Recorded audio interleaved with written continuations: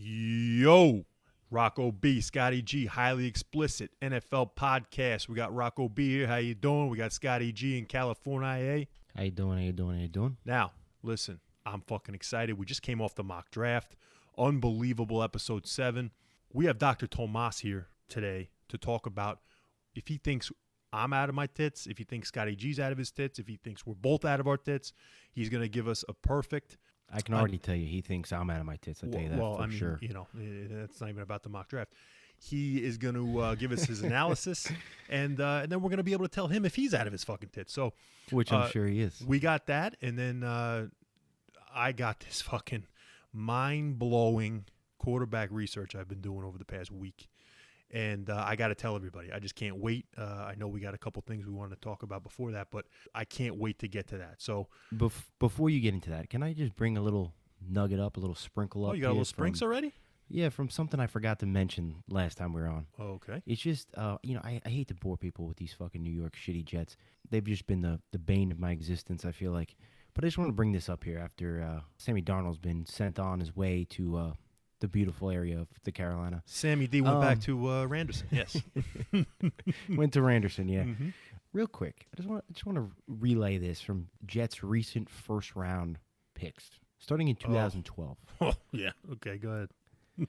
Mr. Copels, Quentin Copels. Oh, Quentin Copels. Yeah. Yeah, great He lasted pick. a couple years, right? Yep. Mm-hmm. Yeah, cut. 2013, Mr. D. Milner. Great pickup. Great. Terrible. He had one good game against Josh Gordon, who was fucking high on every drug imaginable. And long story short, he's cut. 2013, Sheldon Richardson. Hey, actually pretty good. Pretty good. Not for the Jets. Rookie of the year, defensive rookie. No, for rookie defense of the year. Well, I'm just saying, if you remember, he's not giving the Jets anything anymore. Yeah, you're right. No, after about like 2-3 years max, I think it was, he was traded. He was being a jerk off. And then in 2014, we took a chance on a guy named Calvin Pryor. And I knew him. Hard-hitting safety. I watched him all the time being in Louisville. He was he was on the team with Bridgewater. You know, you thought he could be the same guy in college, that he was hitting everybody and making plays, and he comes to the Jets and he forgets how to play football. But go ahead. Yeah, you thought Rex Ryan had an eye for defense. Apparently, he didn't know what the fuck he was doing with that either. He was traded. Your boy Leonard Williams. Unbelievable. He just didn't want to pay him. No. I'm never gonna say this guy was unbelievable. He was so fucking overrated. For people who don't remember, go back to that draft class in 2015. Leonard Williams was the highest rated draft player coming out of the draft. I mean, quarterbacks are always taken usually number 1 or defensive linemen taking number 1 or whatever. But like as far as rating, he was number 1. He slipped to 6. It was supposed to be considered the steal of the draft. The guy literally fucking sucked for us. He was. Okay, I don't want to say he sucked, but he definitely wasn't worth a fucking 6th overall pick. He was not life-changing at all. Not only that. And he's been better on the Giants than the Jets, and he's only been on the Giants for a fucking 3/4 of a season. That's the problem. That's the problem. He's been playing way better with the Giants. He's in the same stadium, just different uniform. And that was the Jamison Mariota draft. You know, yes, he was that the overall best draft kind of sucked, to be honest with you. It really did. You know, and you had 2 running backs in the top 15. Which is unheard of. Vic Beasley has already shat out. You know, he was a top 8 pick, and then you know our boy Amari Cooper was 4th. I mean, it's just ridiculous. You know, some of these guys went in this draft. Dante Fowler went 3. I mean, it was a crazy ass draft. Leonard Williams went 6th. You guys didn't want to pay him, and now he got paid by the Giants. I wouldn't have paid him. He didn't do anything to fucking change our lives. But he was kind of a fucking waste. But he probably realized that shit, this organization is so poorly run. Why the fuck would I want to play here? Yeah, exactly. But go on. But anyway, he was traded to the Giants for not a whole lot. Then you had Darren Lee in 2016. I thought he was going to be okay. Mm-hmm. Is he out of the NFL? Because he was on the Chiefs last year. He shat out from the Chiefs. He's not in there anymore. Traded to the Chiefs, and then he shat out, and we traded him for about a bag of peanuts. Adam Gase had control of general management because our fantastic organization decided to fire our general manager for this, not like before the draft, not after the season, but right after the draft, in the middle of the fucking offseason, or basically kind of towards the end of the offseason. That's when we decided to fire our general manager. So Adam Gase had control for a couple weeks, and he fucking traded Darren Lee for a bag of fucking peanuts. 2017, Jamal Adams was great for us for the first 2-3 years that we had him before he was fucking Mr. Asshole Diva over here trying to get his way out. Yes. I mean, I don't blame him. On one hand, I'm like, you're a jerk off. The other hand, I'm like, place sucks to be anyway. And that's the only good thing is we got like a haul for him. Yeah, So you got a haul from him. I mean, you got we got that a was the haul best for him. part. So That was the best part. I can't be mad at that. It almost was worth it. I mean, we passed on Deshaun Watson, but maybe that was a fucking blessing in disguise now too, because we don't have to deal with this fucking Mr. Masseuse. Absolutely. And now we got 2 first rounders out of 1 first rounder basically. Yep. You rubbed And a third. You rubbed that one out. And then homeboy Darnold. I mean, we all know what happened with him. So I just not that anyone really gives a shit. I'm sure they don't. I'm sure they're like, all right, Scott, let's move on from the New York shitty Jets. But I just wanted to point that out there on how miserable and chaotic my NFL life's been. Like you said, just throwing it out there. It's hard being green, right? It's what was the exact phrase you used in episode 7? It's I don't know, but the actual term is it ain't easy being green. It ain't easy being green, and that's the one. That's the thing. And I feel for you, but again, I really do believe Sal's going to turn the fucking thing around. You know, I'm hoping Joey D is the real deal too. I'm hoping Joe Douglas is the we'll see the guy. He seems like he's in pretty good control. Yeah, just got to see where his plan ends up. How it unfolds. It's all going to they brought in some good pieces, and it's all going to see how this number 2 pick, which we all think is Zach Wilson, how he's going to be. You got the rookie deal here. Okay, you got this guy a 4-year deal with the 5th-year option. That's where you have to take advantage, and I will go into later in my quarterback research how that is massively important into winning a Super Bowl. But hey, real quick, I got one more question for you. Okay. One more question for you. I don't mean to interrupt. I know you want to get to all these fucking quarterback stats and God knows what else you want to talk about. Can't wait. But I saw an interesting thing today. Okay. Please tell me you didn't have to do with the Jets. It didn't. It had to do with your Dallas Cowboys. Oh boy. I saw that they were interested in potentially. I think the words we used was infatuation. Oh yeah. Jerry Jones infatuated with Mr. Kyle Potts and Pants. Yes. So yes. Mr. Potts. So apparently there's rumors that they might actually try to trade up for Kyle Pitts. Yeah. Now we could talk about. I don't even know if that's possible. I know you would love that, but you understand, Rock. The fucking Dallas Cowboys games would be fucking 62 to 54 every fucking game. The offense would be unreal, and the defense wouldn't be able to stop. This is where that you want to talk about the guy that you never want me to mention again. I got to mention him one more fucking time. You want to talk about Johnny Manziel syndrome? God. If we remember back in 2014, the Cowboys selected 16th. They got the choice between, do we take Johnny Manziel, who was like one of the fucking most intriguing quarterback prospects in a long time, or do we take an all-pro guard in Zach Martin? Well, Jerry wanted Johnny. Stephen Jones says, Dad, stop. We got to build this line. I think Stephen Jones needs to take control of the situation. This is what's because gonna happen. even if Kyle Pitts turns out to be the greatest tight end of all time, which who knows, maybe he is, maybe he could be. I honestly don't think it's going to matter. You have no sense of defense, in my opinion. Your defense is such trash. It's like, I don't think you understand how bad it is. Now, maybe I'm wrong because maybe Jalen Smith, Van Der Esch, and some of these other guys actually step up and play like they did when they were fucking balling 2 years ago. Sure. Maybe that makes a huge difference. I don't know. But from what I've seen, you guys are fucked. Well, yes, and if I'm able to take the floor here for a second, I believe that the defense does suck, and the defense is going to get helped out by Dan Quinn, of course, but ultimately we're going to have all the same pieces, okay, for the most part. So what do we got to do to change? The fucking definition of insanity is doing the same shit over again and expecting different results, right? We need different players. Okay, they brought in a shit ton of players from free agency. Who knows if they're even going to make the team because all the free agents we fucking picked up last year didn't even make it out of training camp. You have these new defensive players. If they can gel, you got to take defense at number 10. My number one fucking guy is Kyle Pitts. You can't do it. They have all the ammo to do it too. They got 2 third-rounders. They got 2 fourth-rounders this year. And then they got, all of the picks for next year in 2022 that they would say, hey, I'll give you the first round pick next year to go from 10 to say 4 or 10 to 5, 10 to 6 maybe at most. You can't do it. You have to take defense. If Surtain is there at 10, you don't move and you take the best available. You got to take defense. If they were thinking one thing on offense, it'd be offensive line. Because like I've told you before, I've told the fans, told the listeners, this Dallas Cowboys offensive line is not what everyone says it is. It's not what it used to be. It's been trashed the Okay. last year and a half, 2 years. What the fuck maybe are you longer. going to take another receiver for? Because Pitts is another receiver. Okay, he's a receiving tight end. We took C.D. Lamb last year when we didn't need to. He's fucking a stud, but we didn't need him, right? You're going to tell me they got Gallup, Amari, and CD, and then you're going to say Pitts is what we need instead of defense or offensive line? You're being fucking insane. So Stephen Jones has to take this thing over and say, Dad, how about this, man? How about you just sit down, calm down, let me take this fucking thing over like I did in 14, all right? That's what I would do, because Pitts, as fucking exciting as he's going to be with, say, in Atlanta, or say if he drops to, say, Miami, or if the Bengals say, Joey, sit down, shut up, we're going to draft Pitts instead of your boy Chase. What if Jerry, who's basically damn near on his fucking deathbed, he ain't got much more time to fucking do this, in my opinion. He's getting old as shit. What if Jerry says, you know what?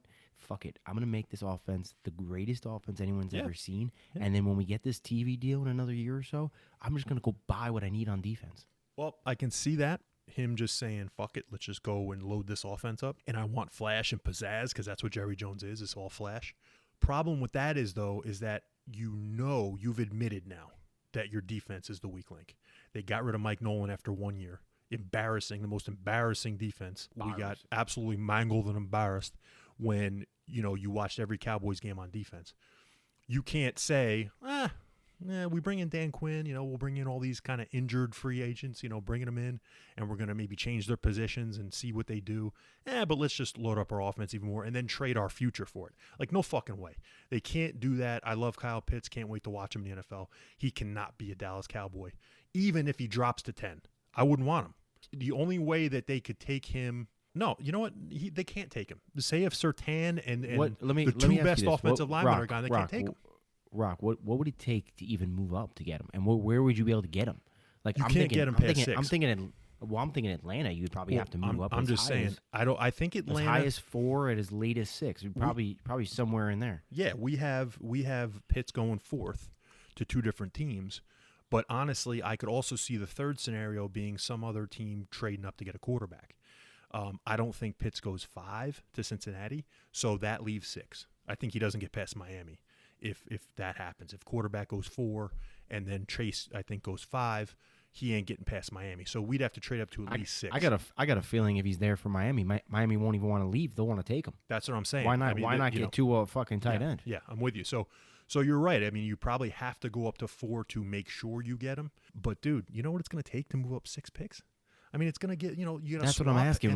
What is it going to be? It's going to give up. We're going to give up at least the extra picks that we have this year. So we probably got to give up our 2 and a 3 and then a 1 next year. It's probably going to be like 2 2s, a 3, and then maybe like 2 4s or something. It's probably going to be something like that. It's going to be insane. You have to give up a first-round pick to move up that much. Yeah. You have to. So next year's first-round pick's gone, and then you're going to give up the extra picks you had in this draft. And then who knows, maybe even another pick next year on top of the 1. So yeah, I guess you're right. If you're moving up 6 picks, it's probably a first and two 3s, a 4. You can't fucking do it. Knows? Just for Pitts, no. I mean, not at this point. If our defense was fucking solid and we had an unbelievable offensive line, then I'd say fucking go ahead. But our defense sucks. No, they got to take defense with the first pick. And like I said, if Surtain's gone and you don't love the corners as much, you either trade back and get more picks, or you take an offensive lineman at 10. They cannot go with Pitts. No way. I love them, but it ain't going to happen. It can't happen. All right, baby. Are you ready? Oh, yeah, let's hear. I'm going to drop this knowledge because I want to save Dr. Tomas for later. I really want him I want him to think about what he wants to say to us, because I don't even know where the fuck Dr. Tomas is right now. I haven't seen him in God knows how long. So he needs a wellness check. That's for sure. Or something. I don't know. All right, are you ready? Yeah, let's hear it. What do you got? I want to get into. There's a shit ton of research I've been doing. The big talk about when I went nuts, apparently, to everybody, and I said that Kansas City ain't gonna make the playoffs. And still the second craziest take I've ever heard. The first craziest is that the fucking Bengals are going to make the playoffs. But go ahead. Okay. Or win the division. Well, the division, sure.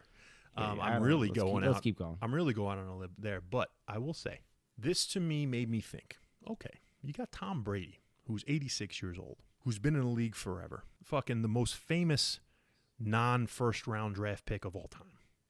6th round, 199th pick overall, and this guy has 7 fucking Super Bowls, and he's probably going to win 8 this year. He's been to what, 10? He's been to 10. He's 7-3 in a Super Bowl. Okay, that's crazy. And he's won. He's a couple plays away from being 10-0. Okay, so you got that guy who was the king, who's won 7 Super Bowls. I said, okay, he's a 6th round pick. Does it really mean that you need a 1st round quarterback to win a Super Bowl? I have to go through the data. I have to. So I did it. I said, I want to find out, first of all, I'm going to go to now and then all the way back. So next year, there's 32 starting quarterbacks. I've extrapolated that there's at least going to be 22 of them that are in the 1st round. So that means 69% of the starters are 1st round picks and 31% are 2nd rounders or above. There will be no undrafted quarterbacks, which is amazing because Romo was and a couple other guys were. 18 of those 22 1st rounders were drafted in the top 10. That's 82% of the 1st rounders. And then 13 of those 18 top 10 guys were in the top 5. So 72% were in the top 5. These teams aren't learning, and I will tell you, there's been 11 quarterbacks that have won a Super Bowl in the past 20 years. 11 quarterbacks. Tom Brady, Patrick Mahomes, Russell Wilson, Aaron Rodgers, Ben Roethlisberger, Joe Flacco, Nick Foles, Eli Manning, Peyton Manning, Drew Brees, and Brad Johnson. Not I like only, that Brad Johnson. Right? Not only are 5 out of the 11 of those guys, which is almost 50%, weren't even drafted in the fucking 1st round. In the 1st round, 8 of the 11 of those guys were not in the top 10. Okay? So you're saying that over the past 20 years, only 3 quarterbacks that have won Super Bowls have been drafted in the top 10. Patrick Mahomes, Eli Manning, Peyton Manning. And Eli Manning and Peyton Manning were the fucking 1st pick overall. Wait. Wasn't Ben Roethlisberger like a 6th pick? He was 11th. Okay? Got it. So not top 10. So here we go. So now I said, all right, now forget about the 20 years. Let's go back to Super Bowl 1. Okay? 33 quarterbacks have won the 55 Super Bowls. 18 of those guys were 1st rounders. That's only 55%. So you're telling me the other 15 guys that are the non-1st rounders make up 45% of the fucking quarterbacks that have won the Super Bowl. You're telling me that there's only a 5% difference from being right in the goddamn middle of winning Super Bowls, whether you were in the 1st round or whether you were not. So now I'm like, holy shit. So here we go. So if you base it on all-time history, there's a 55% total chance of winning a Super Bowl with the quarterback if you draft in the 1st round. 39.5% of those guys were drafted in the top 7. These are a lot of fucking numbers. I Okay, feel like fucking Rain Man over here. Let me get to it. And then 15.5% of those 1st rounders were drafted between 8 and 32. But I'd have a total of 45% chance of winning a Super Bowl if I drafted a quarterback in any of the other 6 rounds afterwards. And I take care of my needs in the 1st round instead. Because I think the teams. So wait, what's the percentage of anything out of the 1st round? 45. Say that again. 45. It's almost a 50-50 shot if you take a quarterback outside the 1st round. Yes. To have a chance to win the Super Bowl. So you're telling me that 45% chance, and then I can still take care of my other needs in the 1st round, build my fucking team the right way. I think these teams are drafting quarterbacks consistently year after year after year, overreaching for that new hot thing, especially after the number 7 pick. I think that's a fucking dumb move. It's setting your team up for the worst kind of failure in the long run, where you lose in the playoffs, you lose in a conference championship game, you lose in a Super Bowl, so you never get to draft high, you never get to replace and replenish the shit on your team you really need to with high quality players. And you're saying this because you get these guys in the 1st round, you can't build the rest of the team. You get these guys in the 1st round you're saying the quarterback. Yeah, I'm saying that's part of your argument is you take these quarterbacks in the 1st round, half of them, it's like a 50-50 shot opposed to a guy you take in the 3rd or 4th round, but you don't get to build your team with the 1st, 2nd round talent that's out there for offensive line, defensive line, etc. Yes. So not only is it the 1st round quarterback, it's the high 1st round quarterback when you're missing out on a shit ton of other unbelievable talents that you can have on your team. Now, and also the other thing is you got to pay this quarterback top dollar, especially when you draft him high in the 1st round, during and after the rookie deal, okay? Takes me to this point. Not only does it help to draft the quarterback later and build the rest of your team up the right way and also have the fantastic scoutability of the quarterbacks to not overreach for them in the 1st round like a lot of these teams do and fuck themselves up, but here's the real secret sauce. I found it. On top of all of that. I love secret sauce. Okay, and I'll show you some secret sauce, and it doesn't take any road boots I don't want to see. I don't want to see your secret sauce. I'll tell you that. Christ. Now, before I get to the secret sauce, I also did. You'll love this too. I went over the past 20 NFL drafts in the first round of quarterbacks. There were 59 quarterbacks. 59 quarterbacks taken in the first round. And I totaled them all up, and I said, you know what? Okay, there's what's the percentage of each year that they actually worked out? So, for example, in 2002, you got David Carr, Joey Harrington, and Patrick Ramsey. I'd say David Carr worked out a little bit. Harrington was a bust. Ramsey did nothing. 33%, 1 out of 3. In, say, 2008, fantastic draft of the first round. You had 2 guys, Matt Ryan, Joe Flacco, 100% hit. Boom. 2 guys, went to Super Bowls, right? Flacco won Super Bowl. And then you got, say a 4-team deal, right, with Palmer, Leftwich, Bowler, and Grossman. And you're talking about guys in the top 10, right? Because Flacco this is guys in the first round. These are just guys in the first round, okay? But then you got shitty-ass drafts like 2007, 2010, and 2013 where they got 0%. You had Jamarcus Russell and Brady Quinn in 2007. You had Sam Bradford and Tim Tebow in 2010. And you had E.J. Manuel was the only quarterback taken in 2013. So you have all those, right? 2013, you had one quarterback quarterback, right? So you have all these drafts, right, where I said, okay, well, who worked out and who didn't, so I made a percentage. In 20 years, if your max was 100% per year, 20 years, you should get 2,000%. It ended up totaling out to be about 1,000% total. You do the math, 50%. The average is 50% that these fucking quarterbacks work out, okay? So it's a 50-50 shot whether you take them in the top 10 or you take them in the 4th, 5th, 6th round. First round. Anytime in the first round, it's a 50-50 shot, okay? So, and the fucking Super Bowl stats pan it out too. It's 55 to 45, right? But the fucking Super Bowl goes back to 1967, right? I hope everyone's following along with their calculators at home. Just watch. It's going to pay off. Shit. It's going to pay off, okay? Because I really wanted to just drop this one. This is the real secret sauce. Your quarterback, especially now, has to stay under the 12% mark for your cap hit. In 1994, the San Francisco 49ers and Steve Young were the last time that a team won a Super Bowl with the quarterback over the 12% mark of their whole total salary cap. He was 13%, okay? So, real quick, the last, huge numbers I'll drop for you. Tom Brady never went over 12% in his 7 Super Bowls. Patrick Mahomes, he won a Super Bowl. He was 2.5% of the cap. Russell Wilson, 1% of the cap. Aaron Rodgers, 7% of the cap. Ben Roethlisberger, 5 for his first, 7 for his second. Joe Flacco, 6%. Nick Foles, less than 1%. Eli Manning, 9% and 12%. Peyton, 10%, 12%. Breeze, 9%. Brad Johnson, 9%. Okay? Nobody ever went over 12%. And funny thing is, too, you mentioned that the second Peyton and you're talking about the second one he won, right? All of those quarterbacks, I'm saying it was Peyton the percentages of when they won, yes. Yeah. What I'm saying is the second one, Peyton was terrible. It was the worst.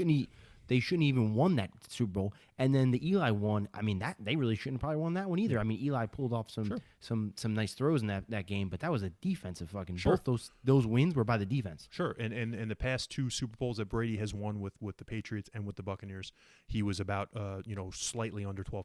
Now, I was leading everybody to this. If that is the case, which it is, because the salary cap plays such a major role now in the NFL and in the teams and in the Super Bowl, because the salary cap wasn't as big of an issue before the 90s. I have 10 teams that I can tell you right now, Scotty, right now, before the season even starts, they will not win the Super Bowl, and I'll take my mortgage to the bank. You ready? We got the Vegas odds coming, huh? You ready? The Rocco B fucking odds, huh? Here's future picks. Get them ready, everybody. The 7 quarterbacks that are over 12% will not take their teams to win the Super Bowl this year. I'm sorry, Green Bay fans with Aaron Rodgers. I'm sorry, Seattle fans with Russell Wilson. I am sorry, Atlanta fans with Matt Ryan. I am sorry, Minnesota fans with Kirk Cousins. I am sorry, Tennessee fans with Ryan Tannehill. I'm sorry, Pittsburgh fans with Big Ben Roethlisberger. And I'm sorry, New England Patriots fans for Jimmy Garoppolo. Kansas City's not in this? Patrick Mahomes is still 6% of the cap. What the Now, fuck? How the fuck is he only 6% he jumps of the up cap? to 20 next year. Oh, like Okay, it's the way his okay. contract's Yes. structured? This motherfucker jumps up to 20 next year. They're fucked. They have one more year and they're fucked, but I think they're fucked anyway. Hang on real quick. Was the Jets on that list? No. Now, So- here's why you so- have to so- eliminate the Jets. Now, I so got you- 3 more you- teams. You're No. saying there's a chance. No, don't act like Jim Carrey. So you're There is saying no chance. there's a chance. Because now there's another thing that pops in. That's 7. I have a total of 10 teams that are out for the Super Bowl. Why? Well, a rookie has never won the Super Bowl before. Wasn't Roethlisberger a rookie? Second year. San Francisco 49ers, I believe they're going to play with their rookie. Or if they play with Garoppolo, then maybe that puts the Patriots back in the mix because Cam Newton does not take 12%, but I think Garoppolo's going to the Patriots. So Big Mac Jones and the San Francisco 49ers will be out. The New York Jets and Zach Wilson will be out. And the Jacksonville Jaguars with Trevor Lawrence will be out. So that's 10 teams that do not win the Super Bowl guaranteed this year.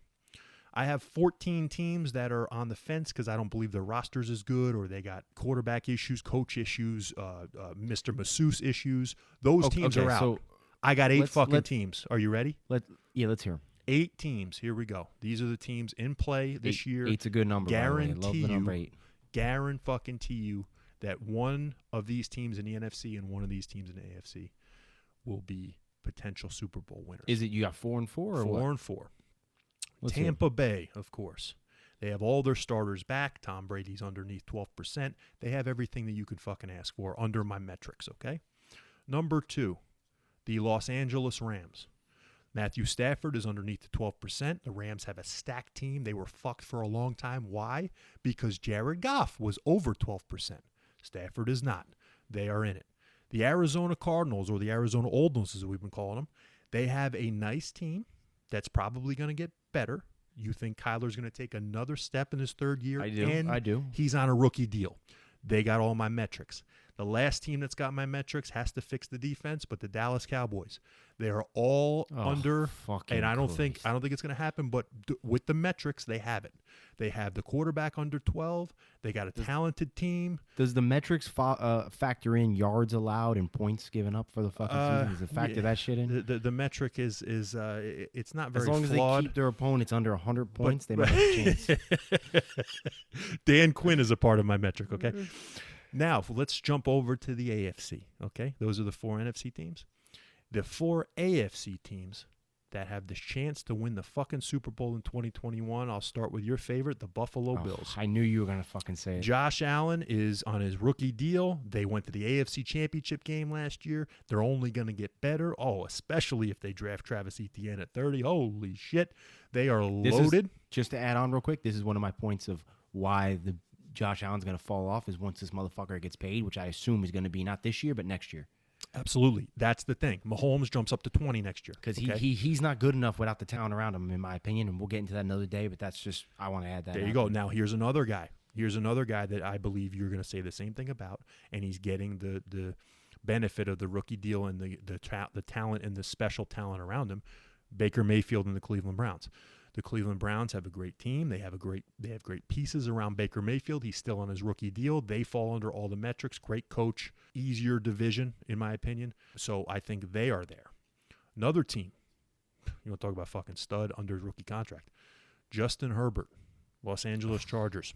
I love this kid. He gets a new coach. They already got a super talented team around him. They got Anthony Lynn out of there, who was the most conservative coach I've ever seen. That wasn't a Jet.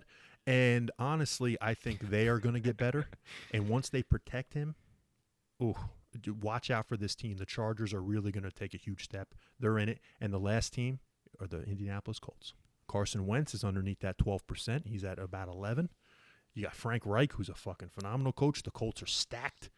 And they're only going to get better with the draft. They've got all the metrics too.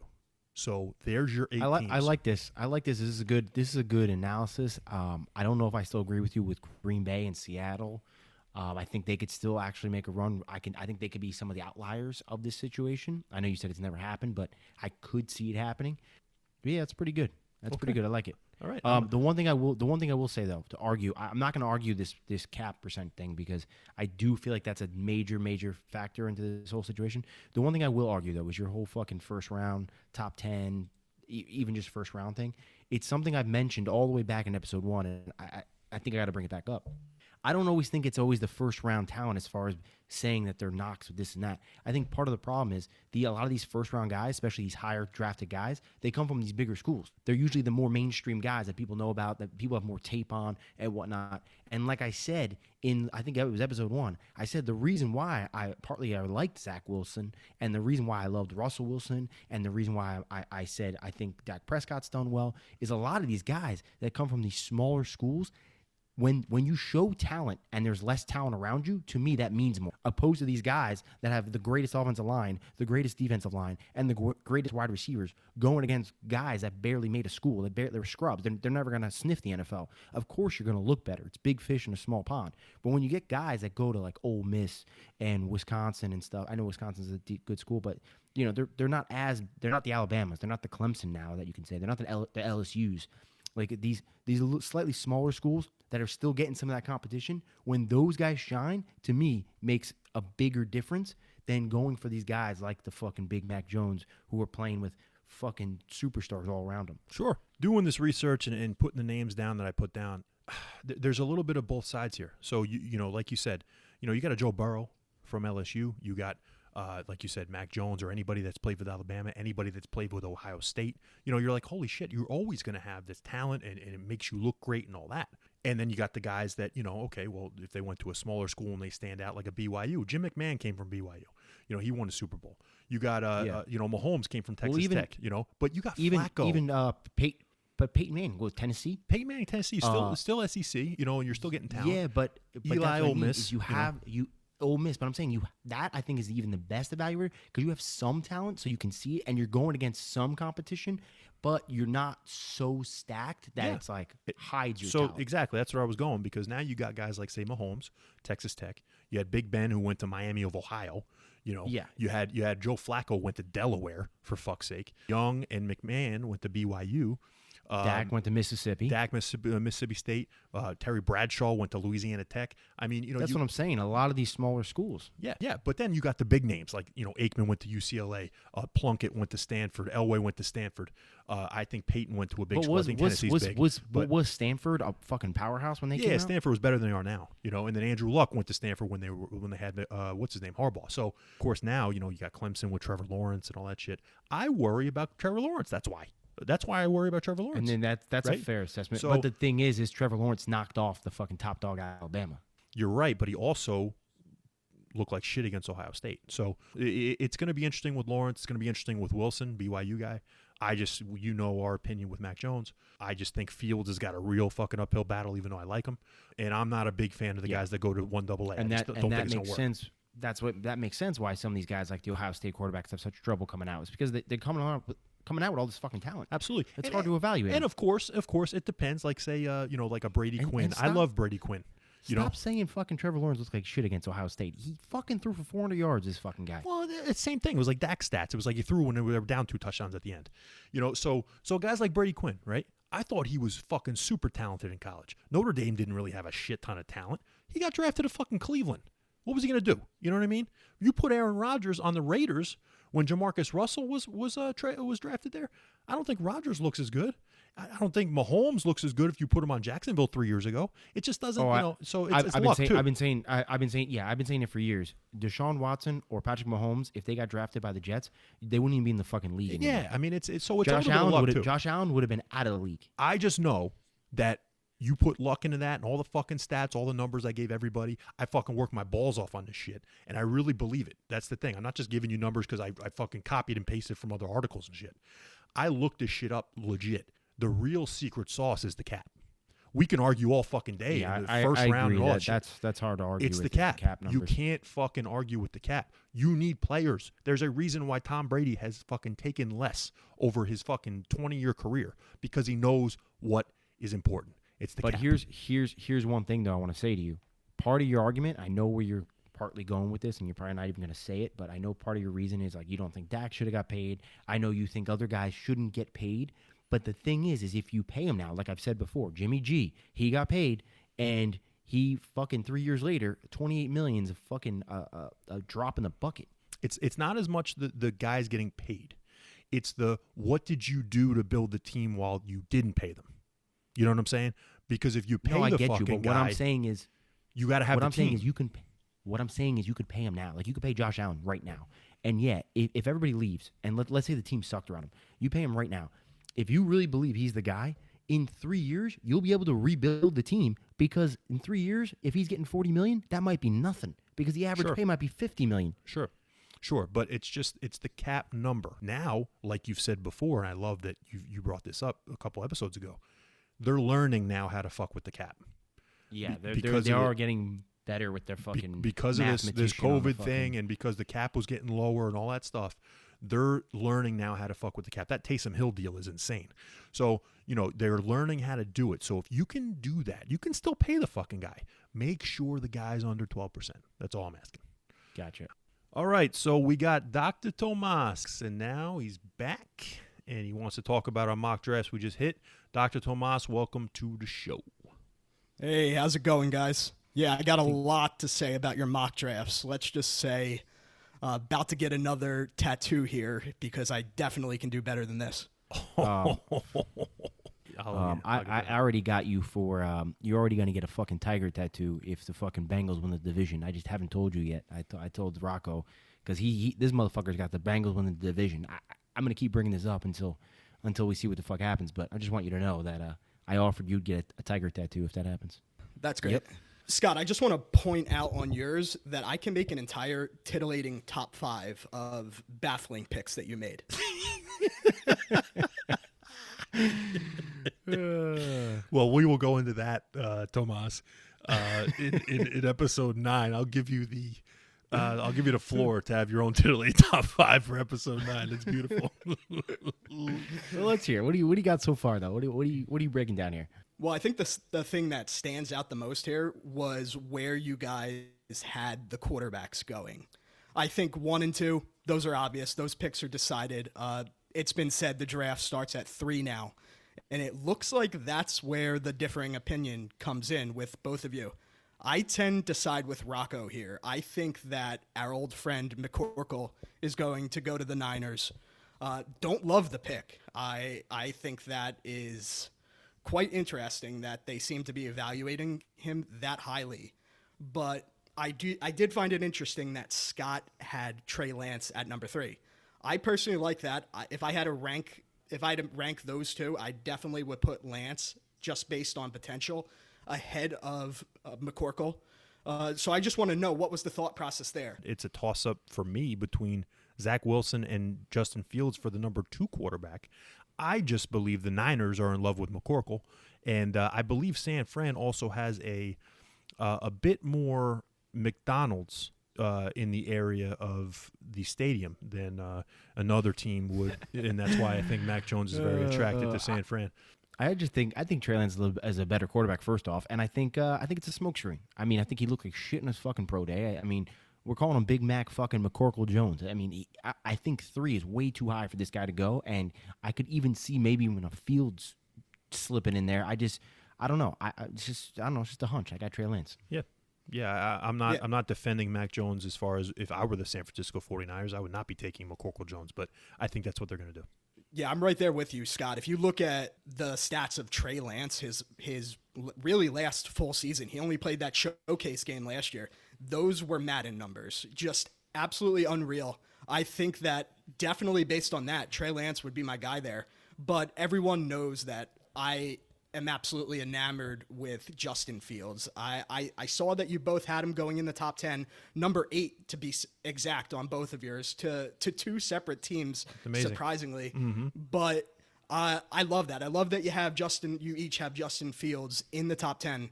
What I don't love is Scott having him going number 8 to the Panthers. I cannot see them drafting a quarterback after giving up 3 picks for Darnold. Not in the first round, and not this year. Perhaps a Kellen Mond in the second round, but don't see them going with Fields at number 8. So you think they go into the season with just Darnold and maybe a second or third round quarterback on the roster?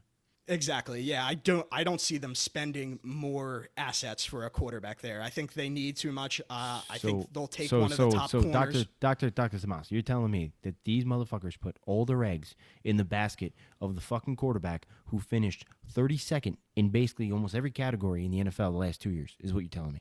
Yeah, that's exactly what I'm telling you. I think you could. Okay. There's potentially a scenario where you can see all 5 of the quarterbacks go within the top 5.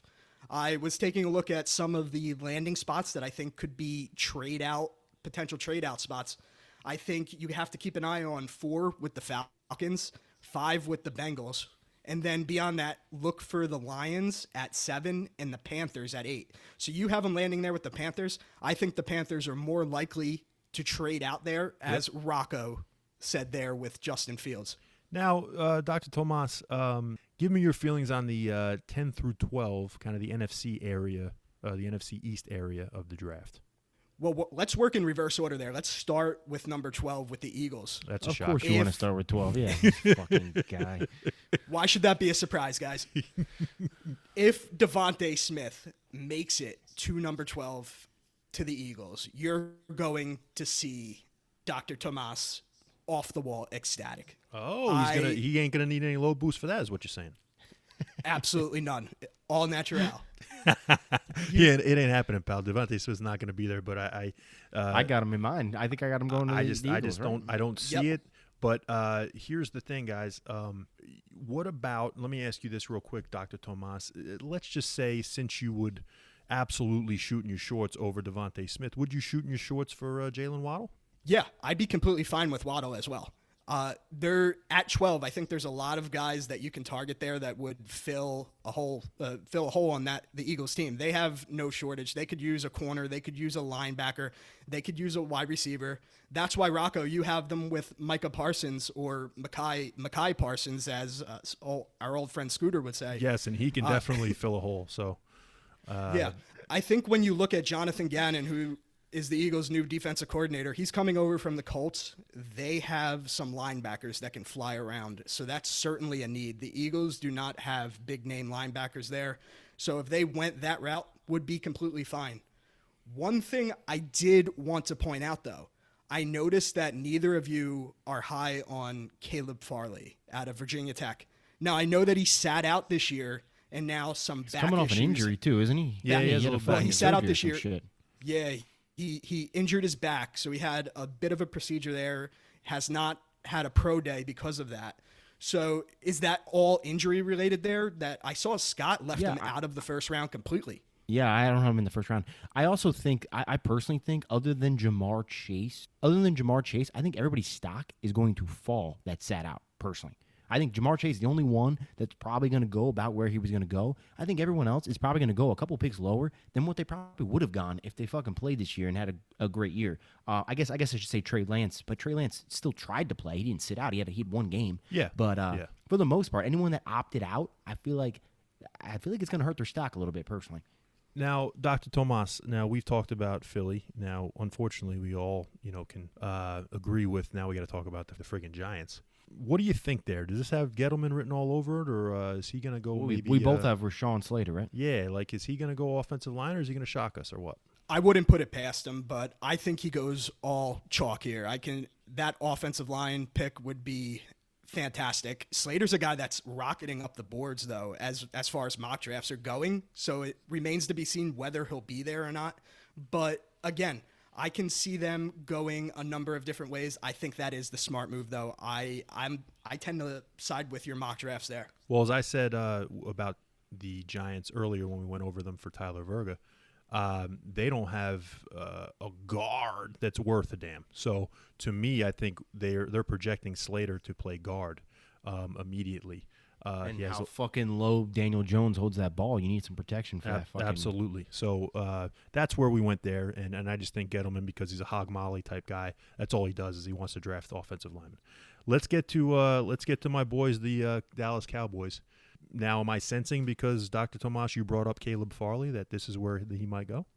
Yeah, I think just with my Eagles, that Caleb Farley that high, even before Surtain and Horn. Well, Scotty, let me get to that. If Farley is on the board and the Cowboys and Eagles take him, I don't think that you bat an eye there. I think he's that much of an athlete, and corner is such a premium position where it's hard to find a guy with that size speed combo that if he's there and you take him, you don't really complain about it. There's so much potential there. Daniel Jeremiah has him as a top 5 overall player in this draft and had him as his top overall corner. Well, Dr. And this Tomas, is a loaded corner draft. Yeah, Dr. Tomas, don't get me started with the prognosticators, but here's the thing.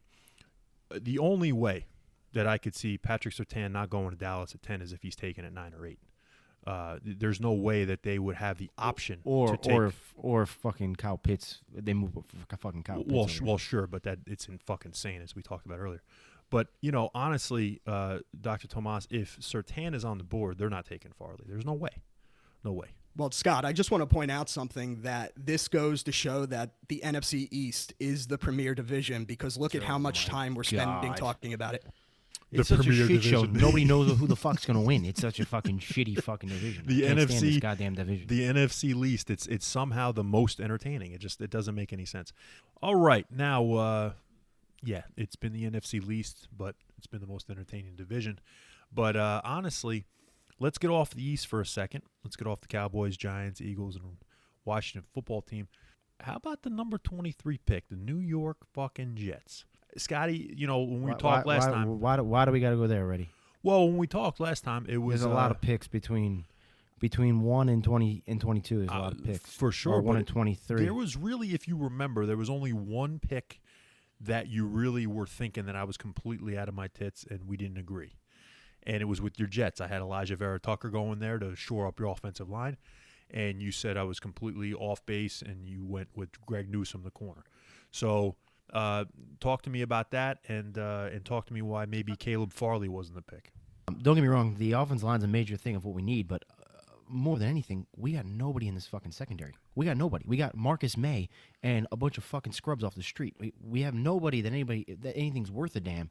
We can't stop a pass if our life's dependent on it. So we need some help back there, and that is one of the main positions that we need dramatic improvement in. And I think there's no way, no how that they don't address that. They haven't addressed it at all in free agency. They went after some offensive linemen, at least in free agency, whether they got some or not. I mean, they went after some, but like. Was it Farley's back injury that you said? Oh, you're saying why'd I choose Newsome over exactly, Farley? Scotty. I think that's the biggest question there. I got two reasons why. One, because of the injury issue with Farley, and then two. My other thing is, it's just the Jet thing to do. The Jet thing to do, and no, it's the Joe Douglas thing to do. What did we all say last year? Was Becton thought of to be the number one guy coming out for offensive line? No. I mean, nobody thought they were going to take Becton. They thought he was going to fall. Joe Douglas is one of those guys that goes after kind of the guy you don't really think he's going to go after. And it usually, for the most part, works, unless he's taking fucking receivers, I guess. The Howie Roseman way, I guess. But actually, Mims was a great pick, too. I loved Mims, and that was another guy I didn't expect him to take. So, I mean, I feel like Joe Douglas is just one of those guys. He's not getting the hot name. He's not getting the mainstream name. He's going to do his homework, and he's going to get the guy that he thinks is a better fit. And I think he's going to play it safe too. Okay. I don't think he's going to get a guy that's hurt. Yeah, I get Agreed. you. Yeah, we just wanted Rocco, to figure out. Yeah. Let's talk about your situation there. If you didn't have Caleb Farley off the board one pick earlier, would that have been your choice for the Jets? Yeah, that's where he was going. At 22, I got the Titans taking Caleb Farley, but again, when Elijah Vera Tucker's still on my board. Man, I mean, he could easily have gone to 24 to Pittsburgh, and they shore up that line. But, the Jets, what do you got to do, in my opinion, after you draft a guy like Zach Wilson? The only argument to me to take defense would be that you got Robert Saleh. He probably wants to take defense with every fucking draft pick he's got. But to me, when you have Zach Wilson, you got a smaller, more frail quarterback that's already had injuries. You got to protect his ass. It's a good point, and Joe Douglas loves his offensive linemen. But I also don't think – Look, let me tell you this. It's not – if they took Farley there, I'm not fucking shitting my pants here. I'm not saying, oh, my God. To me, if they take Farley there, that's not a complete out of left field move. I'm saying they could take Farley there. I just think in their mind at that pick, they're taking the best corner on the board. They're going to go with this guy because he just seems like a jet move. Just seems like a jet move. Yeah, well, that's fine. I mean, it's I got a couple of those picks on my board too. It's I don't think there's a lot of people that think Kwity Paye is going to go as high as 14 in Minnesota. But I think he's got Zimmer written all over him. So, there's just there's just certain picks Rocco, you just have I a am feel. glad you brought up the name Kwity Paye. Oh, boy. Am I glad that you brought that up? Okay. Ooh, it struck a nerve, I guess, Kwity Paye. Might be the perfect segue. Man, this Because it's going to pay off. When I was looking at your mock drafts, I just about lost my mind when I saw that Scotty had him going 27th. Yeah, I mean, he's not going after that. Please explain yourself there. Not only did he have him going 27th, he had him going as the third edge rusher off the board behind Jason Owe, who I like, and Azeez Ojulari from Georgia. Why are you so low on Kwity Paye? A couple of reasons. First off, Michigan has shit the bed multiple fucking times. Let's be fucking honest. That's a fucking Taco Charlton. You're exactly right, but go ahead. They shit the bed multiple times.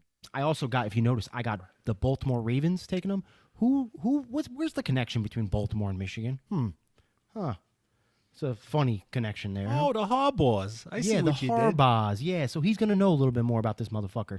First off, and if you watch or listen to anything going on, this Georgia kid's getting more steam than anybody else coming out of the fucking thing. This Georgia kid, they're sucking off left and right like he's like Azeez, put some respect on the name. Azeez. I don't like saying these guys' names because I fuck all their names up. I don't know how to say any of these names. So Azeez, if that's how you say it, yeah, Azeez, he's putting the competition to Azeez. Azeez wants you to have some of these, These, Azeez is putting the competition to Azeez. What other pass rusher do I have? Maybe Mingo. You got Jason Owe from Penn State. Oh, he was another one. I mean, people are loving this guy. Yeah. What I'm hearing from people. I hear less about Kwity Paye than I do. I mean, this. I told you. You gotta pay the piper. I told you during the mock draft. I said the only way that I think Paye goes before 27, but the only reason why I wouldn't have taken him at Baltimore is because he's like a literal 4-3 end, and Baltimore plays 3-4. I don't think this guy's going to stand up. That's the only thing I'd say. I thought about. But I'm just saying that's the only thing I'd say. That's the only thing I'd say. Put into but my equation. maybe they think this motherfucker can stand up, or maybe because he's bench pressing 32 times, maybe they put him on the end at 3-4 and they say just go take two guys on. The honest truth of this is some of these picks were made with just pure gut. I mean, some of it I didn't do a ton of research on all my picks. Got you. A lot of my picks were based. Fuck you, Dr. Tomas. I was gonna say, I liked you picking him at 14, but this is the Dr. Tomas guarantee of the week. Guarantee. You hear this? Guarantee. Here we go. I'm not getting a tattoo behind this, so I just want to make that clear. But Kwity Paye will go before pick number 12. What? Wow. Yeah, so he's going to go. Who you he's got going to go Paye? more than likely in the top 10. I just can't see the elite pass rusher of this draft falling that far. And I have you got him the Giants? I have historical figures here about where the top pass rusher in the draft has been drafted. So if we go back to 2020, obviously it was Chase Young. He went number 2 overall. Before that, in 2019, Nick Bosa also went number 2 overall. Yep. Bradley Chubb, number 5 overall in 2018. We had Myles Garrett in 2017 go number 1 overall. Yep. And then Nick's brother, Joey Bosa, go number 3 overall in 2016. Yeah, but let me stop you right here real quick. Listen to me. The Bosas, Myles Garrett, Chubby. What's his name? Chase Young, and then who? Clowney. A ton of these guys. Do you know what one thing they have in common that Kwity Paye does not? If you were not even a football fan, if you just glanced at the TV, you knew who these fucking guys were. I am an in-depth football fan, and I barely know who Kwity Paye is. He's not as mainstream as these other guys. Well, in-depth football fan. Let me educate you a little bit here on Kwity Paye. It's not a deep fucking D-line draft. It just isn't. No, it might not be the marquee name of those guys, but elite pass rushers are valued. Yes. Go ahead. You don't find a 6'2", 260-pound pass rusher with 4.54 speed, 36 bench press reps. Those guys don't grow on trees. He plays the run incredibly. I have a stat here that he led the Big Ten in pass rush win rate at 25%. Now, before we go any further, I will say that his one red flag is that he did not have a ton of production at Michigan.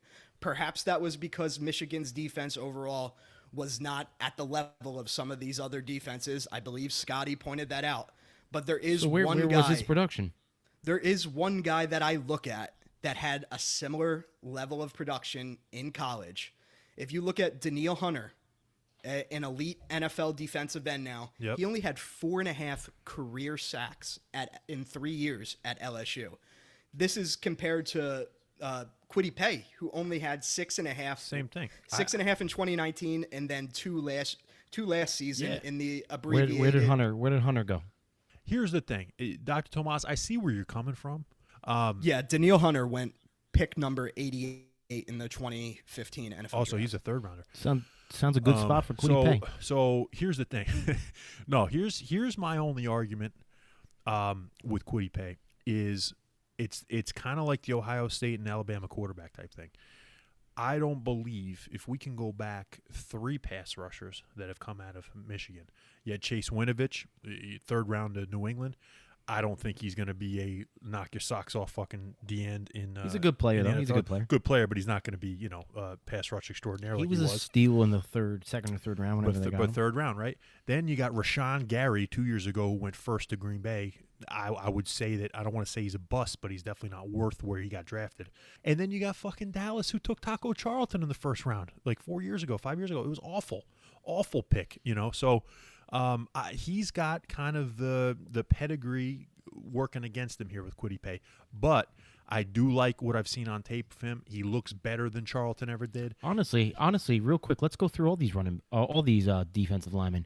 Nick Bosa is a stud. The guy can't stay healthy. Joey Bosa is a stud. Can't stay healthy. Clowney's been almost. Chase Young's going to be Chase Young's been a stud. He's going to be Reggie White. Chase Young's been a stud. Yeah. So those 3, I think, are studs, and 2 of them can't be healthy. Other than that, who really has come out the last few years of a defensive lineman? Scotty, that's been a fucking stud. You're doing a good job burying Kwity Paye here, but that still doesn't explain why do you have Jason Owe over him. Jason Owe has the same exact complaint as at Penn State. He didn't have a lot of production there. In fact, he didn't have a single sack in 2020. He only had 5 in 2019. So those are both less than Kwity Paye, yet you have him going at 18 compared to 27. He just got a little more fucking pizzazz around him, even though it's from fucking jerk-off Penn State.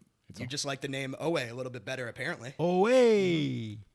Yeah, Owe. And I think Aziz is going to be, draping D's on Aziz a bunch of guys' is right now one of the hotter names. Yeah, but I think Kwity Paye will definitely be the first guy off the board, Dr. Tomas. It's just the fact of I almost think you're out of your tits for saying top 10, but because here's top the 10. thing. Wait, elite pass rushers don't fall. No top way. 10. Who do you got? Where do you got him going? I got him going 14, but Dr. Tomas got him in a top 10. So he's going to drop his mock Dr. draft. Tomas, where you got him going? We're going to wait. We're going to wait for drop. this? Yeah, he's going to drop. You'll the just mock have to draft. wait for that. And episode 9, we're going to have Dr. Tomas's mock draft, and Scotty G and Rocco B are going to go all over it. We're going to see how we like it. Kind of like what we're doing right here on the opposite. Dr. Tomas is going after us, and we love it. So, all right, so let's get off Paye, and you want to talk about Paye. The New England Patriots made the trade that had San Francisco Paye with Jimmy G. So I have them taking Jalen Waddle. The San Francisco 49ers select Jalen Waddle at number 15 to pair with their third pick, Mac McCorkle, big fucking McDonald's burger-eating Jones. And I think he pairs it up with his teammate, and I think they do some business in San Fran while Jimmy G goes back to New England. What if all this Big Mac talk gets this guy like a fucking sponsorship from McDonald's and we make him millions of dollars? It may. I mean, especially when they fucking see what Big he Mac like. starts eating Big Macs on fucking commercials, and all of a sudden he's the next fucking. But Dr. Tomas, what do you think? Scotty thinks that Belichick, Ronald McCorkle, the aging Bill Belichick, who's aging very, very fast, the aging Bill Belichick is going to wait on Jimmy G and not get or not give up a first round pick when he gave up Jimmy G earlier for only a second round pick. So what do you think? I think Belichick is getting desperate. Yeah, that's the first thing that stood out to me, is that he's giving up more to get Jimmy G back than he originally got for him. He never wanted to get rid of him. I will give you that. I will say that I'm on your side with this, because I think anything is better than Cam Newton shot putting the ball down the field. I mean, they have all these, they spent big money to bring in, let's be honest, relatively average playmakers there. I agree with you 100%. You guys are sleeping on Jonnu Smith, though. I'm just telling you. You love this Jonnu Smith. You're sleeping on this fucking guy. He's he's the next breakout guy like Kittle was, like Kelsey was. I mean, that's who he's gonna be. Or even Waller. I keep forgetting about Darren Waller. I love Darren Waller. I think Waller's a fucking stud. Darren Waller's unbelievable. I forgot about him too. But why are you so up the ass of Jonnu Smith? Just wait. Are you disrespecting Ryan Tannehill that much? Because this homeboy had like the 5th best QBR in the league the last 2 years. He's not he hasn't shown to be a bad quarterback, and Jonnu Smith has been productive. He's been good, but like top 3, top 5 in the NFL. Jonnu Smith's a touchdown monster. He's a touchdown monster, and the only guy that was stealing touchdowns away from him was fucking A.J. Brown. He's amazing too. So, Tannehill was great at distributing the ball, but just imagine if Jimmy G's there. So does Jimmy G. Jonnu Smith's going to shine. Hunter Henry's going to get hurt. It's going to be amazing the way that Jonnu Smith's going to be their next, I hate to say it, Hernandez. Someone like that. That's who he's going to be. I hope not. Yeah, he'll be. For the people in the New England area, I sure hope not to. So we can all agree here that you see Jonnu Smith driving by, stay the fuck away. So we can all agree that New England cannot go into the season with Cam Newton as their sole quarterback. Absolutely correct? not, and I just don't think they go rookie either. I just don't think that's his thing. I think they do, but I think like week 4 or 5 they make the trade for Jimmy, and that's why I have them trading out and the Titans moving up, is because I don't think they take quarterback, because I don't think they're prioritizing it, because I think they're just waiting for that moment to get Jimmy. And that I can understand that too. I just don't think they're going to take a rookie quarterback. I think it's either Cam for the season, which is very unlikely, or they get Jimmy G, because I don't think they're going to waste the first round or any other pick on a quarterback. I'll let you wait for my mock draft, but I do think it's likely that it's Cam the first 7 to 9 weeks of the season, and then they transition to a guy. Okay, I can see that, and I can see the guy being Jimmy G, because I think what that's going to happen is I think San Fran is going to hold out. I think San Fran is going to hold out and see if they can get a better deal put together. And I think once they realize everyone's too scared to pull the trigger on fucking old Jimmy fucking Glass G, they're going to end up making the deal with Belichick. And I think it's going to take like a couple weeks. It's going to be probably right at the trade deadline. What they did with Brady, 6th round, 199th pick. They might love a guy like, say, Davis Mills, or they might love a guy like Kyle Trask, or hell, they might even love a guy, later on like a Kellen Mond or something, right? I can see a Trask or a Mond going to the Patriots. I could see them taking them. I could see the Patriots moving back and then taking Trask or a Mond in that first round. But I just have the feeling. I just don't see them taking one at 15, and I don't see them moving up. No, they're not going to move up. I just have the feeling that they're going to go get Jimmy G. I just feel it. Well, boys, that Trask statement, that's pretty interesting. That's a good segue, because that's one thing I noticed as well. I noticed that, Scott, you have Trask going 28 to the Saints. Rocco, you have him not even getting drafted in the first round. I'm going to need you to explain your thoughts there. Yeah, it's this guy is, like I said, if you watch Kyle Pitts tape, then you're going to see Kyle Trask and you're going to see Kadarius Toney, the three-headed monster in Florida. I think if Kyle Trask, he's the victim of the year. He's just unlucky. This fucking guy, if he was last year, there's a battle between, I believe, him and Herbert, even though Justin Herbert's a stud. But I think it's a battle between him and Herbert to be the third quarterback. And then I think 2 years ago, in the Kyler Murray, fucking Daniel Jones, and Dwayne Haskins piece of shit draft, I think Kyle Trask is the second guy off the board. So he's just unlucky. These 5 guys are so good. And as Scotty said before, I mean, he was 4th in the Heisman. The kid's fucking legit, and he was playing SEC defenses. But I don't see 6 quarterbacks in the fucking first round. I could be shocked. I think the only place he comes in, I think New Orleans is the wrong pick, like I've told Scotty, because I think New Orleans needs young and real good talent cheap. I said New Orleans trades out with Atlanta. That's what I'm saying. I don't think New Orleans trades. I think they need, first round picks. Well, wouldn't a second rounder be cheaper than a first rounder? Yeah, but they wouldn't be as good. You know what I'm saying? So I think they need, they need pieces because they're trying to get cheaper. They're trying to get under the cap. I think Tampa Bay would be the team at 32. I think they don't need anything, Tampa Bay. Interesting. I think, right? Yeah, but I think that's crazy because it's the same thing that happened in fucking Green Bay. You think Tom Brady's going to let you bring in competition? I'm with Tom you. Brady's going to say, like, look, I want to win right the fuck now. No. I'm You saying can't to bring trade in. anyone. I'm saying to trade in. You're saying Tampa Bay to trade out. Yes. I'm saying to trade into Tampa Bay. Gotcha.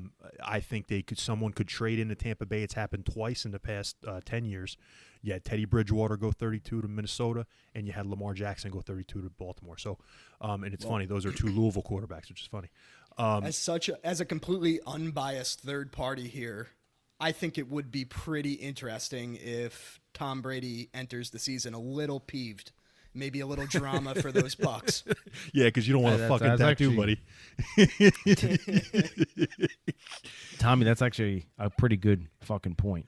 If Brady's pissed off, I mean that's the best Brady we've ever seen. Every time he's pissed, every time you tell him he's a cheater, every time you tell him that his owner's getting blowjobs from masseuses, every time you tell him the balls are deflated, every single time you come up with a different reason to question his ability, he balls.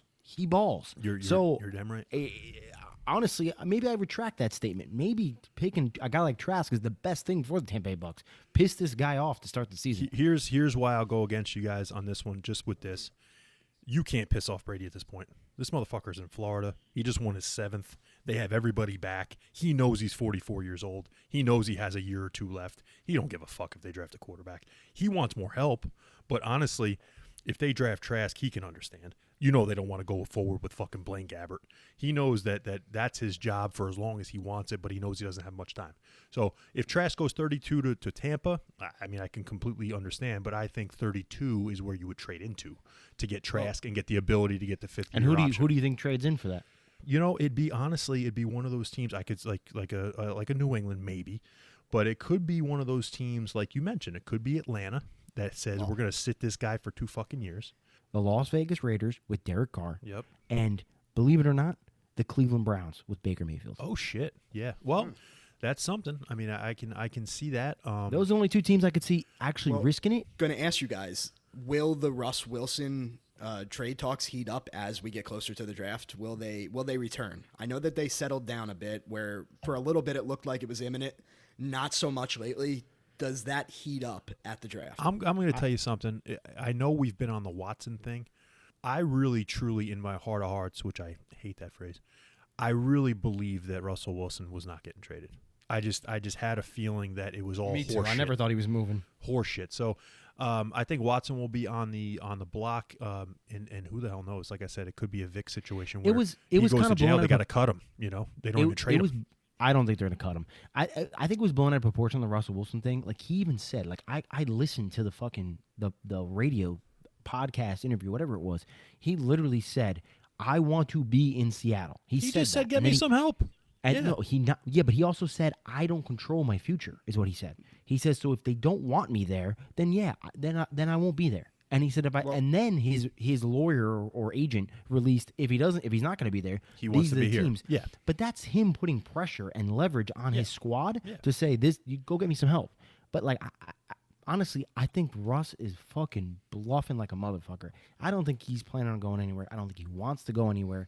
I just think he wants help, and he's using his power to do it. Yeah, and I almost think that it's almost like it's like second nature for him to say, "Go Hawks." What else is he going to say? Well, let's bring it back to the draft for a second. And I know that I'm going to release my mock draft, but just to give you a little teaser, I think that there's an obvious landing spot for Kyle Trask right now. And it's interesting what you guys have going in that slot right now, because I think Pittsburgh would be a perfect landing spot with a big body quarterback replacing a big body quarterback in Big Ben. That's a good analysis. I like that too. Sit him down Dr. 1 year Tomas. behind him. Yeah, no, I like that too. I like but that let's too. talk for a second about what you have Pittsburgh doing with their pick, because this is something I actually found interesting. When I was looking at your mock drafts, I thought it was super interesting that you both had 2 running backs in the first round, both going to the exact same team, with Travis Etienne circling the wagons to the Buffalo Bills and Najee Harris landing with the aforementioned Pittsburgh Steelers. So I need to hear a little bit about the thought process and what went into that. Well, to be honest with you, the Najee Harris thing for me was last second. I had the Steelers taking Walker Little, the tackle out of Stanford, and then I realized that the Villanueva thing is not complete. I thought he was completely gone, but they want him back, and he hasn't sold his house yet in Pittsburgh. So I think they're going to stay away from that, and I realized that they're letting Scotty's favorite Terminator, John Connor, or James Connor as he is, they're going to let him go. So they only have Benny Snell on the roster. So Najee Harris, to me, is a better fit in Pittsburgh than Etienne is. I've had Etienne at 30 with the Bills probably for 2 months now. So I just said, well, maybe this is where Harris goes, and bada boom, bada bing, there it was. I just can't believe you got Trask going 24th, though, Dr. Tomas. I think that's a little high, in this circumstance. I don't think so. I thought he was safely in the teens before he kind of fell off the radar. Okay. I just thought maybe he was a trade-in guy. I thought like a guy would trade in the last 4 picks. My thoughts on the 2 running backs. One, Ben's going to be there no matter what. And believe it or not, as crazy and as ludicrous as it is, Mike Tomlin somehow, some way, the coach who has never had a losing record, finds himself on the hot seat every fucking year the last 3 years. I don't know how. I don't know why. But because of that, he needs to make sure he wins. And you all agree that Ben is not the same Ben. He's definitely taken a step back. He's not as good as he was. And who knows what he's going to be this year. And the one thing, the void of that team, has been the run game. And Connor, who's supposed to be helping out, can't stay healthy. The last times that this team has been a contender, Le'Veon Bell, Jerome Bettis, even LeGarrette Blount there. Like, whenever they had running backs there, smash mouth, run first football team. Absolutely. And Big Ben is now taking that step back where you got to take a little off his plate. You can't have him throw fucking 60 times a game. Yeah. So with that case, you got to replace that. And these guys, they can't miss on wide receivers. They can take a wide receiver in the fucking 30th round if there was such a thing, and this guy's going to be a Hall of Famer. Yep. Every wide receiver they draft is a stud. They're fantastic. And they just locked up Juju. They got everything else. Defense could use a little help, but defense isn't bad either. I mean, you forget, this team went, what, 8-0? 9-0? 10-0? I don't know what the fuck they went. But they're undefeated for the beginning of the season. Yeah. So with that being said, that's all they need. And then the Bills. Look, the Bills are a good team, man. I don't like Josh Allen. I think he's an asshole. I don't think he's a great thrower. But that's a great fucking team. The offensive line is one of the best in the league. The wide receivers aren't bad. They just added Emmanuel Sanders, which can't hurt. The problem is they don't have a running game. And you can't, to me, I look at that team. I say, look, the defense ain't great. The wide receivers are pretty good, and they just added Emmanuel Sanders. The offensive line's fantastic. My biggest issue with the Bills, Josh Allen can't throw the ball. He sucks. He can do a lot of things, but he can do a lot of things, but he's not an accurate thrower. So if he's not an accurate thrower, what am I going to do to take a little off his plate? If I say, hey, Josh Allen, throw 20 passes a game, guess what? His fucking wins are going to go way up because what he can passes? Do. Okay, 25 passes, we'll say. I don't need him to pour more than like 25. No, we all know their run game is the one thing that's been missing. They haven't had anybody. Yeah. Singletary's been hurt. Zach Moss has been hurt. Who else is on that team? Well, they brought in like you said, they brought in Matt Breida. Matt Breida hasn't done shit for other than a couple games for Miami 3 years ago. And I love Matt Breida, but Matt Breida is another guy who plays 3 games a year. He doesn't stay healthy. Yeah. So they need a basically stud. He's gonna replace. And if you bring in a guy like Travis Etienne, he can catch the ball too. Yes. Etienne catches the ball in the backfield. Buffalo's got to take this guy. A lot of mock drafts have edge rusher going Buffalo. They don't need a lot more. They They could use an edge rusher. They can use a corner, but they don't need them. They're not They going to need a draft. running back. They're not going to draft to the back end of the second round. Both of these running backs are going to be off the board. Probably also the kid from North Carolina is going to be off the board as well. You're that confident that they're going to be off the board? Are we talking about the second round there? Absolutely. I think by the time Yeah, pick I agree with 64 that. happens, those 3 backs are gone. Well, I'm telling you right now. Here's what's killing me right now. 1 second, Scott. Go ahead. Here's what's killing me is that I was getting ready to compliment you on this, and then you had to start the Josh Allen slander. We'll get into that another time. But I didn't even think about 2 running backs going in the first round. I think you made a solid argument. I can see Travis Etienne being a great landing spot in Buffalo, and I can see Harris fitting right in perfect with smash mouth run game in Pittsburgh, and that really would fill a need there. I just think personally, I think there's better value at running back later in the draft when you look at a guy like Chuba Hubbard or a Trey Sermon. I think you can get I agree. great value later on. I don't know if it's a necessity to pick a guy like an Etienne or a Harris that early. One stat I did want to bring up for you guys. In recent history, 3 out of the last 5 drafts, there has been only 1 running back taken in the first round.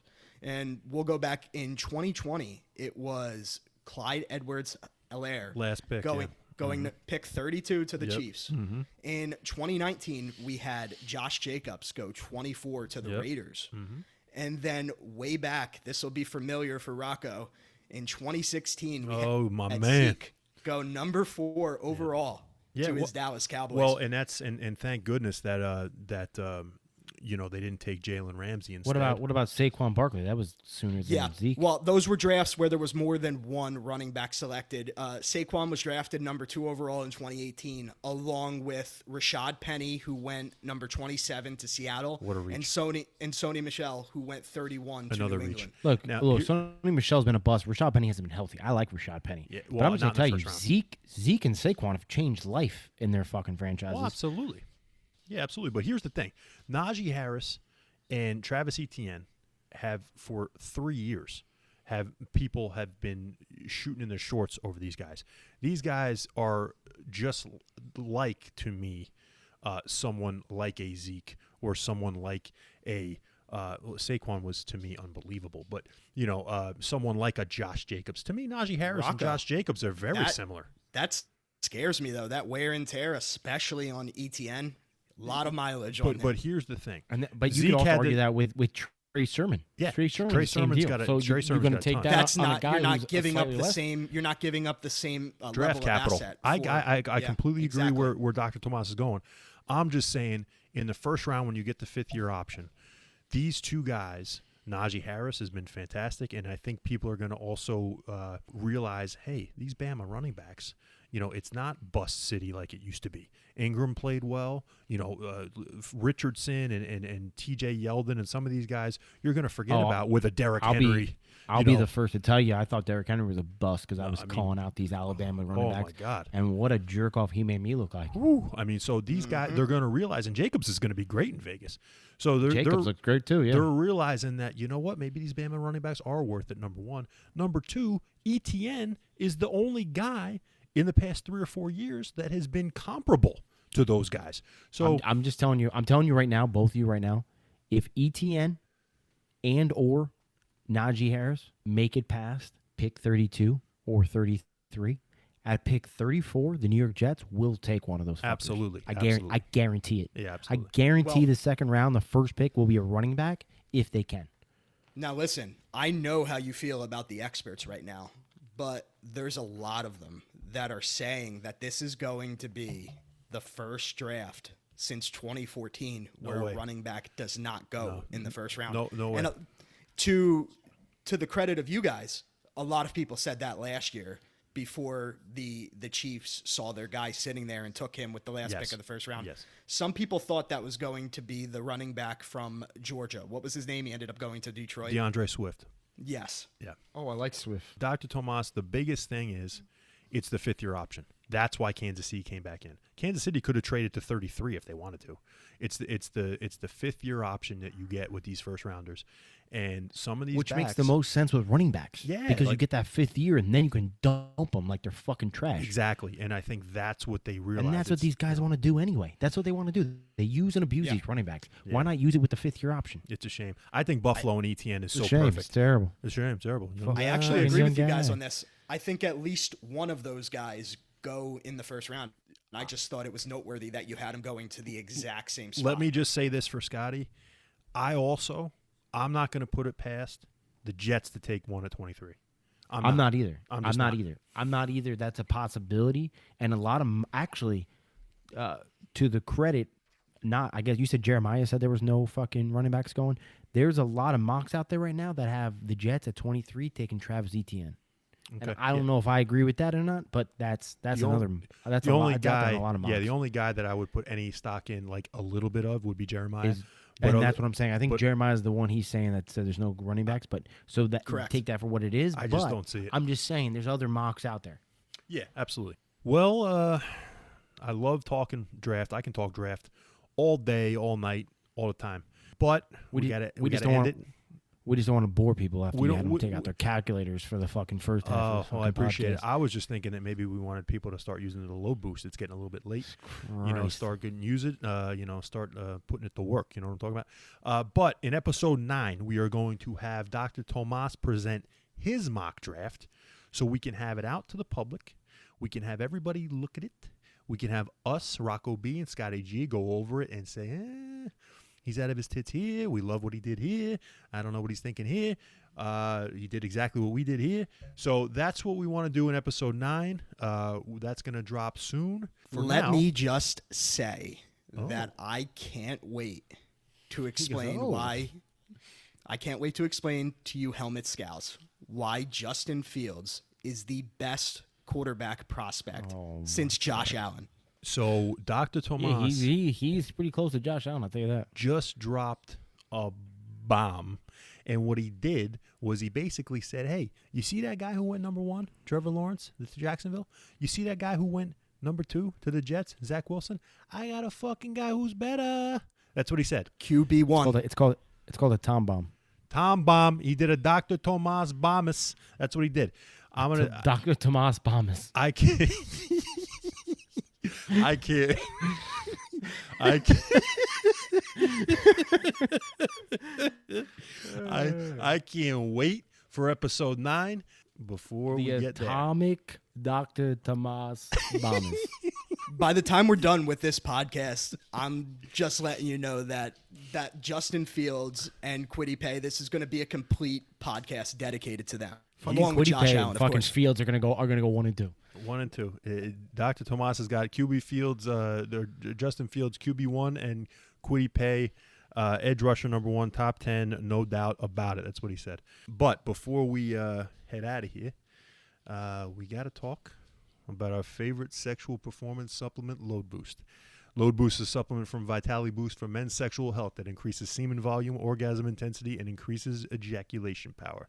Aside from helping you shoot ridiculous loads, Load Boost's premium blend of active ingredients, pygium, saw palmetto, zinc, and other supporting nutrients is formulated to improve your prostate health and the function. You could try Load Boost today risk-free by going to www.loadboost.com and using promo code explicit10 for the discount. Or click this link in the description. It'll help our podcast immensely.